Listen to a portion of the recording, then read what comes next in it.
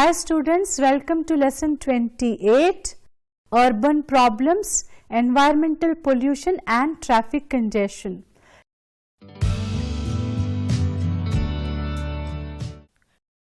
Introduction. Environmental problems in urban areas are growing, especially in cities in developing countries, owing to a phase of economic transition. Of greatest concern are the state of air quality, noise and congestion. Cities are dynamic centers of consumption, greenhouse production, waste and emissions of pollutants in water and air through industrial and vehicular emissions. The environmental pollution and traffic congestion have tremendous environmental impact.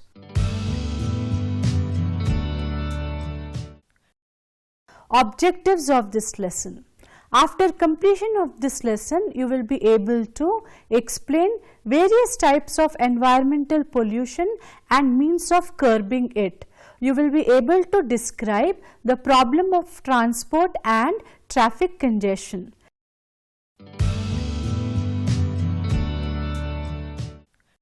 Let us begin with environmental pollution. Urbanization has led to intense concentration of population, industry and energy use, leading to a massive local pollution and environmental degradation. The various urban environmental problems are strongly connected with inadequate water supply, waste management, loss of green and natural spaces, urban sprawl, pollution of soil, air, traffic, noise, etc. Some of the types of pollution affecting urban environment are that of air, water, soil, noise, radioactive, visual and thermal pollution. Let us first discuss about air pollution. The urban air is constantly being polluted with gases from burning fossil fuels and exhaust fumes from automobiles, factories, power generators and also harmful fumes from chemicals such as paint, plastic and toxic spills. All these elements tend to disturb the natural composition of air and make it harmful for our health. Keeping the air quality at a safe level is one of the major challenges faced by modern urban communities today. A whopping 9 in 10 people on earth breathe highly polluted air and more than 80% of urban dwellers have to endure outdoor pollution that exceeds health standards according to WHO's World Global Ambient Air Quality Database. But even among countries gasping for breath, India stands out for air that is consistently, epically terrible. Agricultural practices like burning crop stubble also remain widespread. As for India's sudden rise in rankings, a big factor is that pollution in many of these cities is being measured and reported for the first time, meaning the problem may have always been there, but it hadn't drawn the same level of attention. Let us now discuss about curbing air pollution.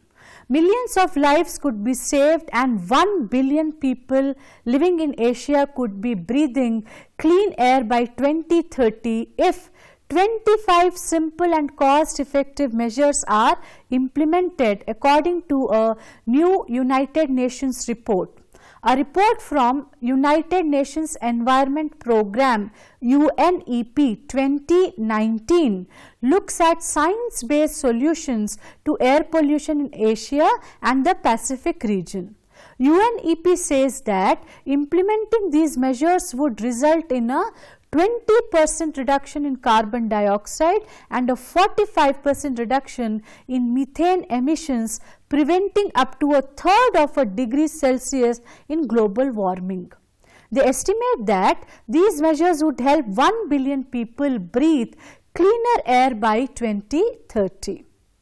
These measures can be categorized into 3 types. One set of measures looks at increasing emission standards for vehicles, power plants and industry. As conventional measures, the report suggests post-combustion controls, industrial process emission standards, especially for iron and steel plants, cement factories, glass production, chemical industry, etc., and emission standards for road vehicles, maintenance of vehicles and dust control. The second set looks at reduction in burning of waste and proper management of livestock manure. In the second category of measures, the report suggests dealing with and regulating agricultural crop residues, residential waste burning, forest fires, livestock manure management, nitrogen fertilizers, brick kilns, international shipping, solvent use and refineries. The third set looks at renewable energy. In the third category of measures, the report discusses regulating cooking and heating fuels, power generation, energy efficiency in house and industries, electric vehicles, public transport, solid waste management, waste water treatment and hydrochlorofluorocarbon refrigerants. The report also talks about India's efforts to deal with agricultural residue. The government has been asking power companies to buy agricultural waste and convert it into biomass pellets. The government's efforts are also directed to reduce nitrogen-based fertilizer usage. The government has started an initiative for coating urea nitrogen with neem oil, a nitrification inhibitor that can reduce nitrogen loss by 10 to 15%. The report talks about the persistent problem in India of indoor air pollution due to traditional cooking and heating practices in India. The contribution of indoor air pollution to ambient air pollution is estimated to vary between 22% and 52% in India. Cleaning up household cooking and heating in India will substantially improve ambient air quality in the area as well, according to several studies. On this, the report cites India's Cook Stove program, which aims to help approximately 100 million households with modernizing their cook stoves. This includes India's National Program for Improved Chulhas, National Biomass Cook Stoves Initiative and Pradhan Mantri Ujjwala Yojana. This particular scheme is considered a flagship scheme for this government, and although being widely publicized by the government, has been found to be inflating its figures of success and with poor implementation on the ground. Let us now discuss about water pollution. The polluted runoff from factories, farmlands, raw sewage, industrial waste and household garbage being washed away by rain and mixed with water resources pollute the natural water resources such as lakes, rivers, groundwater and oceans. Agricultural runoff affects groundwater and surface water sources as they contain pesticides and fertilizer residues. Fertilizers have an indirect adverse impact on water resources. The disposal of household garbage is not done by taking necessary precautions, especially when disposing hazardous materials such as car batteries, appliances, electronics or oil.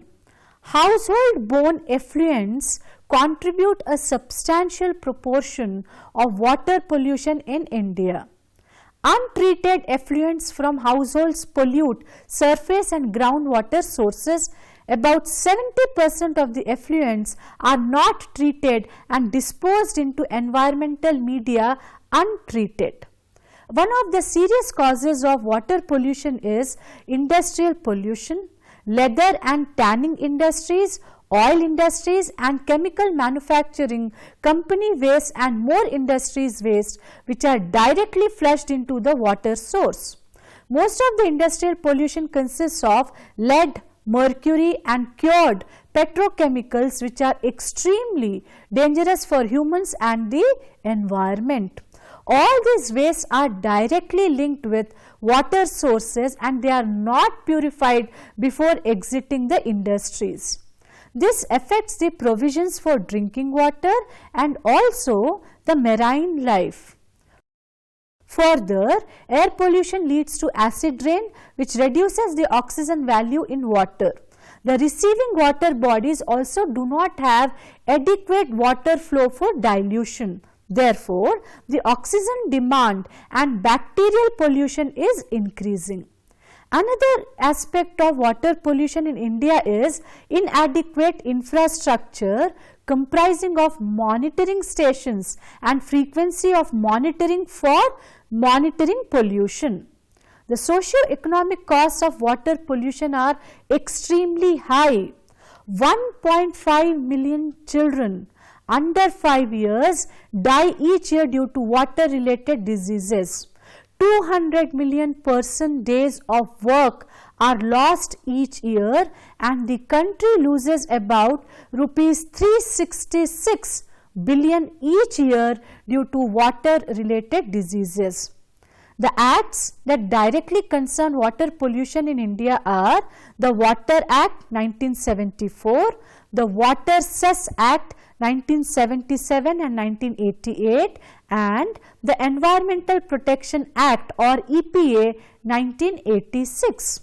While the first two are foundation legislations in context of water pollution in the country, EPA is designed to fill the gaps still remaining in the legal framework for the control of industrial pollution. Let us now discuss about curbing water pollution. Laws must be enforced to ensure that the industries do treatment of waste before the water is discharged into the rivers and seas. Responsible role by the industries is required. Many industries directly flow their waste everywhere which reaches rivers through rainwater. To prevent water from pollution from industrial waste, it is required that these waste should be disposed of properly. Avoiding hazardous material in places where paints, cleaning and stain removal chemicals are used. It is required to arrange for the safe disposal of the waste and contaminated water coming out of these factories. Oil spill from cars and other vehicles and the machines are required to be stopped completely. To prevent water pollution, the drains are required to be cleaned on a regular basis. In the rural areas, pakka drains are required to be made. Recycling and reuse are other ways to prevent water pollution which can improve the availability of fresh water. To prevent water from getting polluted, we are also required to prevent soil erosion. If there is soil conservation, we can stop water pollution up to some extent. We will have to plant more trees to stop soil erosion and adopt organic farming. Cleaning is required on a regular basis as water of the rivers, ponds and even the groundwater has also been contaminated by humans. Effective steps should be taken to outlaw dumping of waste into a river or other water sources. There are some algae and water plants available which are helpful in keeping the water clean. They should be grown all over in the water. Planting water hyacinth helps to treat the polluted water. It deals with the biological and chemical waste. The heavy metals are also removed by it. Dead bodies should not be thrown in the river. The use of materials such as plastic should be discouraged as it does not only destroy biologically but also has other impacts. Immersion of idols during religious ceremonies should be done at the appointed place only. Tampering with public water distribution system should be dealt strictly. Pollutants can be converted into non-toxic substances by treatment. The presence of radioactive waste in the water can be removed by oxidation of ponds, setting up more sewage treatment plants that play a crucial role in the reclaimed polluted water.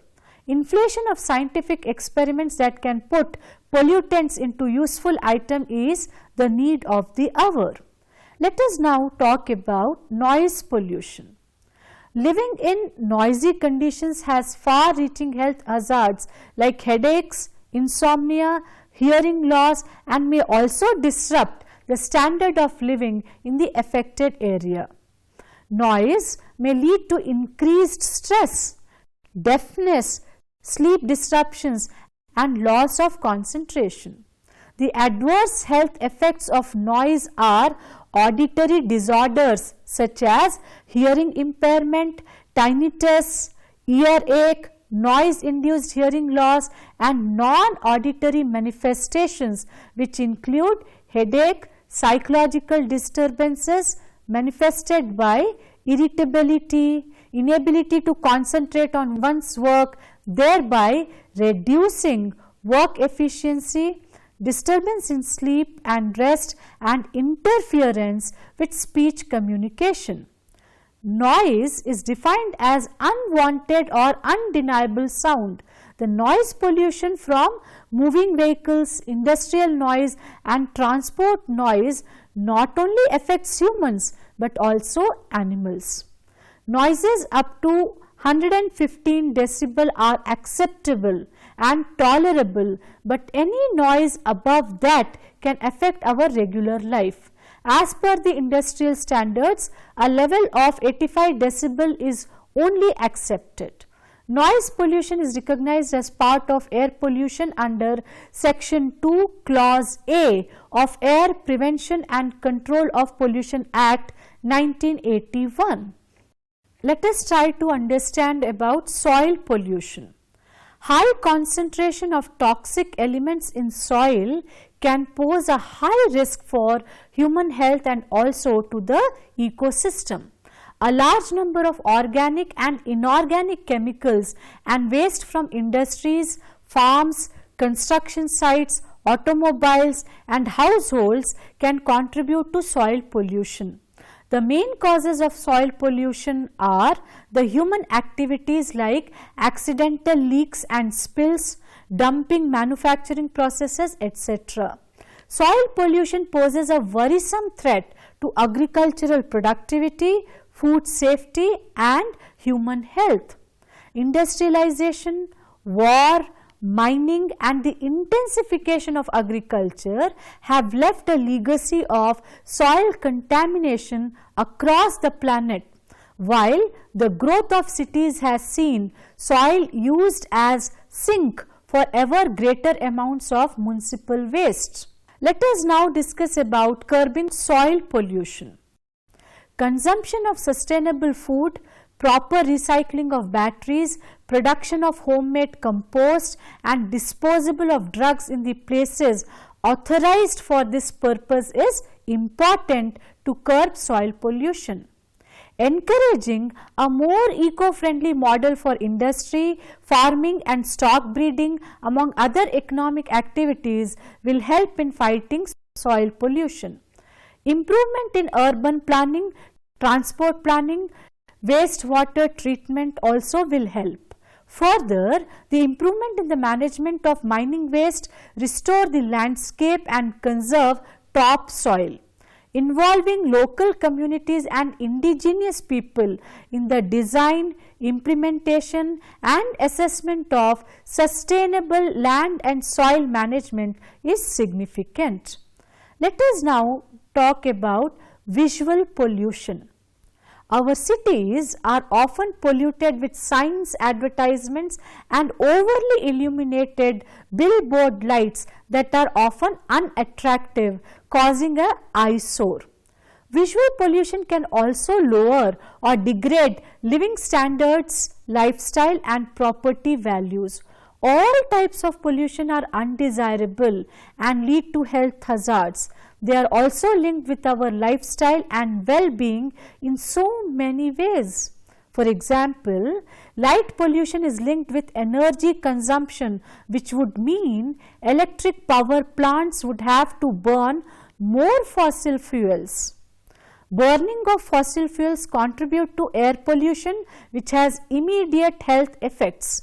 Understanding and reducing the cycle of pollution is first step for us to start living a better life and improve our standard of living as citizens of this world. Thermal pollution. Thermal pollution is the discharge of heated water into bodies of water. The main contributors to thermal heat pollution are thermal or nuclear power plants, industrial effluents such as petroleum refineries, pulp and paper mills, chemical plants, steel mills and smelters, sewage effluents and biochemical activity.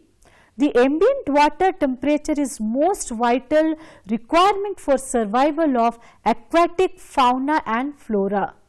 The effects of thermal pollution include decreased the amount of dissolved oxygen in water which aquatic life requires, damage to larvae and eggs of fish in rivers, killing of some species of fish and macroinvertebrates that have a limited tolerance for temperature change, and migration of living entities from their environment. Let us now discuss about curbing thermal pollution. These measures can be taken to prevent or control high temperature caused by thermal pollution. Heated water from the industry should be treated by the installation of cooling ponds and cooling towers before discharging directly to the water bodies. Industrial treated water can be recycled for domestic use or industrial heating. Through artificial lakes, industries can discharge their used or heated water at one end and water for cooling purposes may be withdrawn from the other end. The heat is eventually dissipated through evaporation. Radioactive pollution. The radioactive pollution is defined as the physical pollution of living organisms and their environment as a result of release of radioactive substances into the environment. These substances are released during nuclear explosions, testing of nuclear weapons, nuclear weapon production and decommissioning. The mining of radioactive ores, handling and disposal of radioactive waste and accidents at nuclear power plants also cause pollution. Nuclear tests are carried out to determine the effectiveness, yield and explosive capability of nuclear weapons. The proportion of radioactive pollution is 15% of the total energy of the explosion. Radioactive pollution of water, water sources and airspace is the result of radioactive fallout from the cloud of a nuclear explosion. Radionuclides are the main sources of pollution. They emit beta particles and gamma rays, radioactive substances. Radioactive pollution can be prevented in many ways. There are various ways to stop it. The nuclear reactor should be kept under leakage-proof containers so that there is no possibility of the leakage of the radioactive material. Also, there must be a proper cooling system installed in the reactor so that no leakage will occur through coolant. Nuclear tests should be banned or should be done under very strict circumstances so that it won't affect the environment or other human beings. Radioactive waste must be properly treated so that it may not cause harm to anyone and nature. Industrial waste which has radioactive material in it should be dumped after neutralizing it or at a place where it will cause less harm. Proper monitoring should be done from time to time to get to know about any hazard before the time. Let us now talk about transportation and traffic issues. One of the critical factors in the efficiency of city depends upon the effectiveness of its transport and traffic systems. The urban areas face serious challenges with regard to adequate arrangements for traffic management. Majority of people use buses and tempos, while a few use rail as transit system. The increasing number of private vehicles make the traffic problem worse. They cause air pollution as well. Moreover, the number of buses plying the metropolitan cities is not adequate and commuters have to spend long hours to travel. Poor transport systems choke economic growth and development, and the net effect may be a loss of competitiveness in both domestic as well as international markets. Although Indian cities have lower vehicle ownership rate, number of vehicles per capita than their counterparts in developed countries, they suffer from worse congestion, delay, pollution and accidents than cities in the industrialized world. The city traffic and roads present scenario of serious traffic congestions, delay, high pollution and accidents taking human toll. Road accident fatalities and injuries are critical concerns with regard to urban transport. The imbalance in modal split, inadequate transport infrastructure has added to traffic and transport challenges in the cities.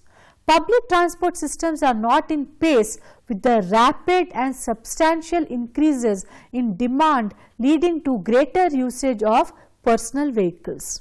Though operation of metro trains in cities like Hyderabad and Delhi have helped in addressing the traffic congestion of the cities to some extent, there is need to further strengthen the public transport to encourage the citizens to opt for the public means.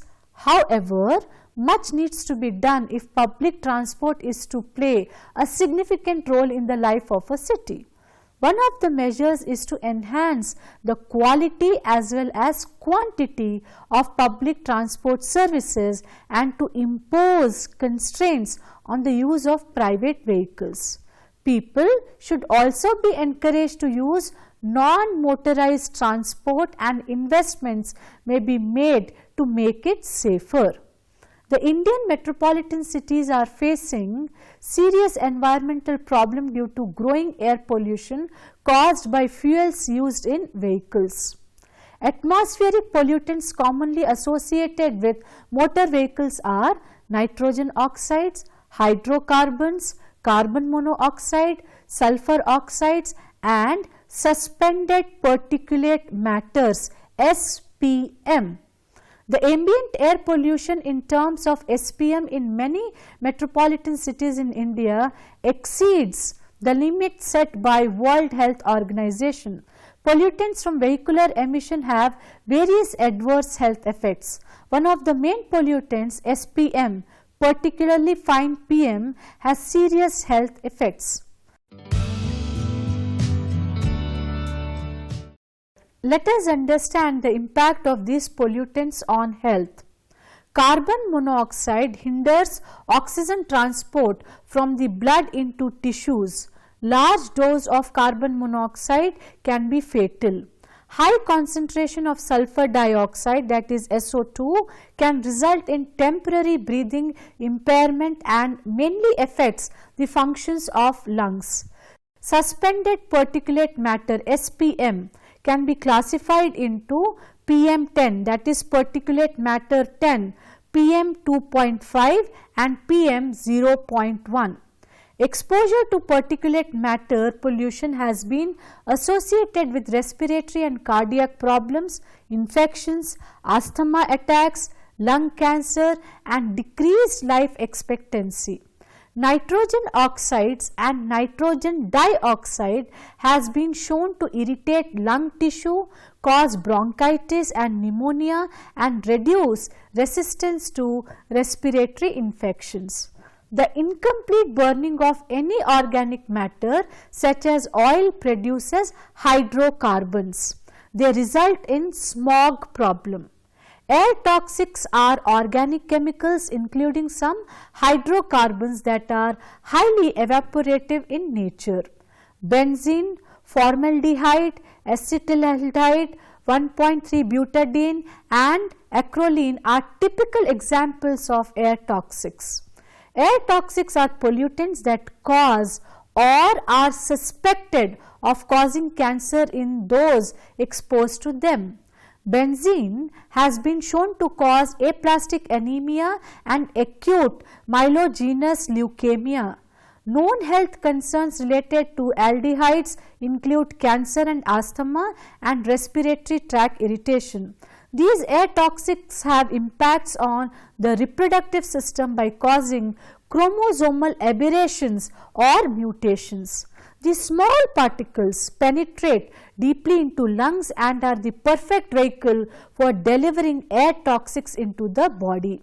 To address the air pollution and other environmental concerns arising out of transport and traffic congestion, it is important to strengthen the integrated transportation system by coordinating various modes of public transport including intermediate public transport. The different agencies independent of each other are operating different services in Indian cities. Since the ultimate objective is to provide adequate and efficient transport system, there is a need to have a coordinating authority with the assigned role of coordinating the operations of various modes. Promoting car sharing or pooling allows people to have the convenience of the car, but at the same time helps to reduce congestion and pollution through reduction in vehicle kilometers. Carpooling in major cities is being organized through affinity groups, large employers, transit operators, neighborhood groups or large car sharing businesses. Restraining the use of polluting vehicles and fuels and tightening vehicle emission standards with constant inspection and maintenance programs will help in addressing the pollution levels owing to vehicular traffic. The green modes of transportation like bicycles, cycle rickshaws, pedestrians, etc. should be encouraged.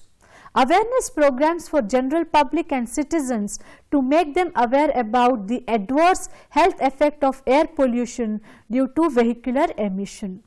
Deaths and injuries resulting from road traffic crashes are also a major and growing public health problem.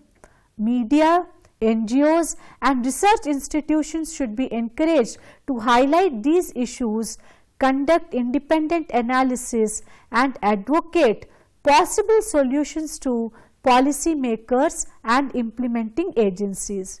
At the same time, fair and equitable procedures for public complaints should be instituted. These can enhance awareness and understanding, influence public attitudes and public support and create the necessary political will to tackle the problem of congestion, air pollution and road safety. The functional responsibilities for urban transport are categorized at central, state and local levels, and thus overall coordination is not easy. Thus, strengthening urban institutions by enhancing institutional capacity and financial resources will go a long way in efficient urban transportation system. Promoting regional economies and compact townships reduces the need for long distance travel, but also self-sufficient compact townships which would reduce the need for short distance travel within the cities. In other words, wherever possible, towns of short distances should be promoted.